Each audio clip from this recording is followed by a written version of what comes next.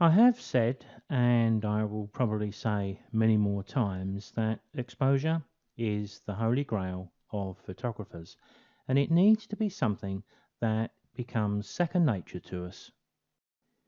We know that between each of our exposure settings, be they aperture, shutter speed, or ISO, there is one stop of exposure.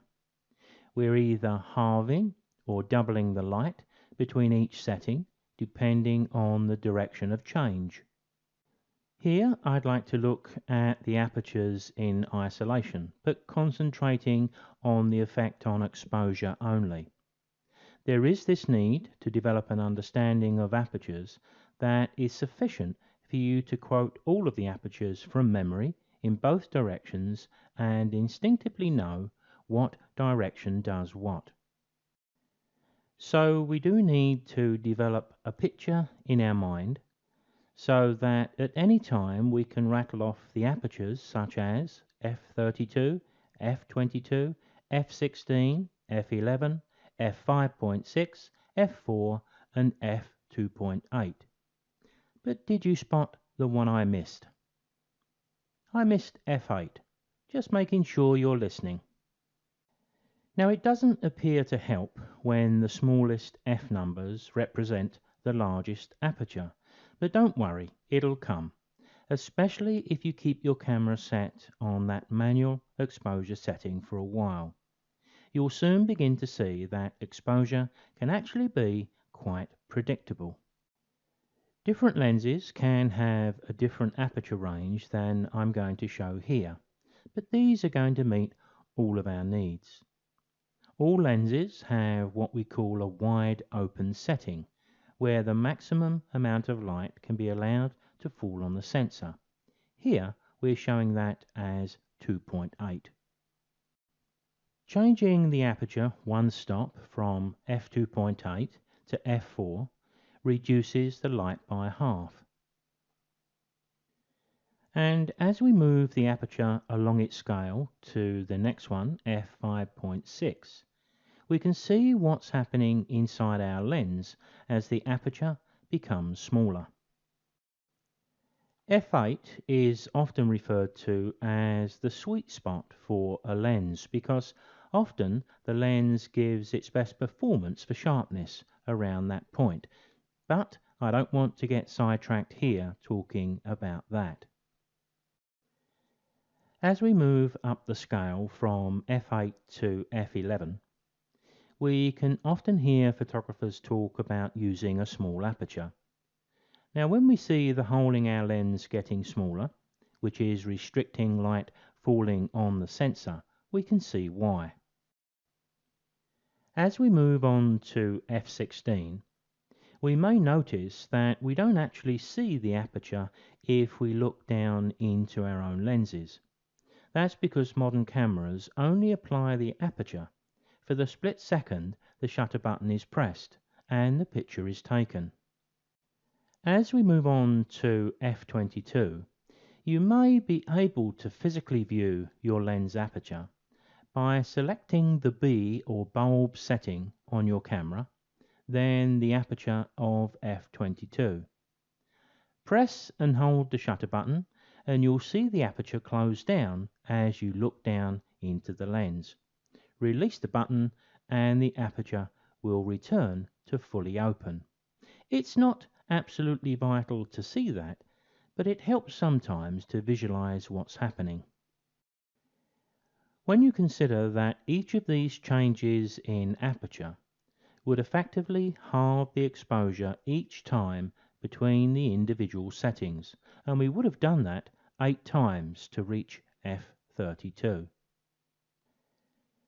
So when we look at the aperture set to f32 here, and then fully open at 2.8, we can see that our camera is in fact a light tight box with a hole on one side, albeit a variable sized hole.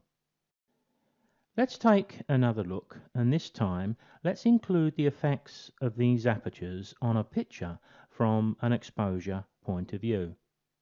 Let's start with f8 because f8 is the aperture that gave the best exposure here. As I change the aperture from f8 to f5.6, I have selected a larger aperture. More light can now reach the sensor, doubling in fact, and we can clearly see the result in the picture. Let's move on to f4, and we can see the result of the larger aperture on the image, and then on to f2.8.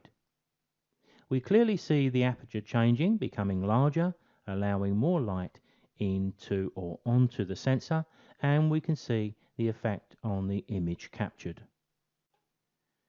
Now let me take you slowly back to f8, and we can dwell on each of them just for a second or two to get the correlation between the aperture, what it's physically doing in the lens, and the impact on the image.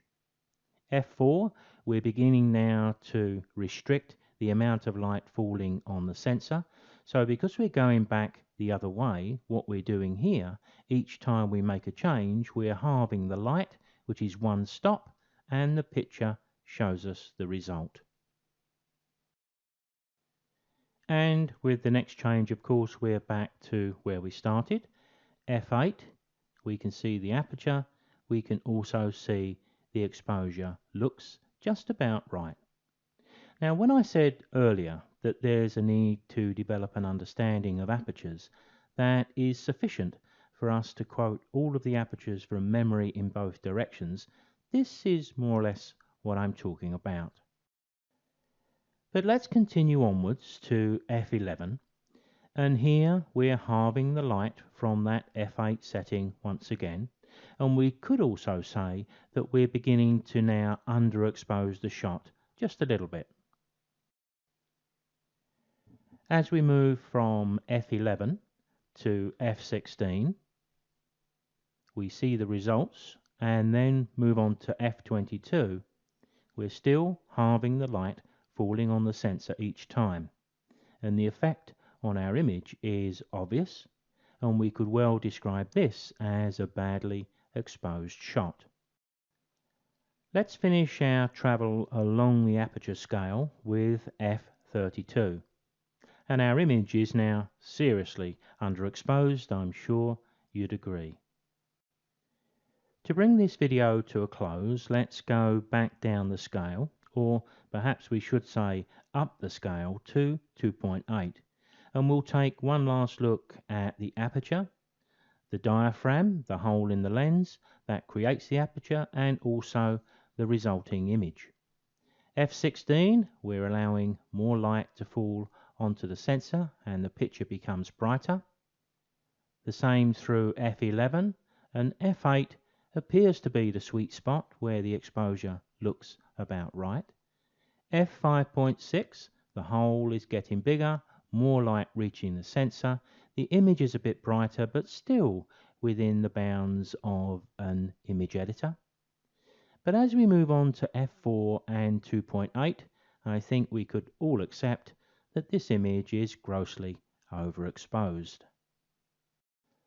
Later on, I want to come back to apertures to consider their effect on our images outside of exposure.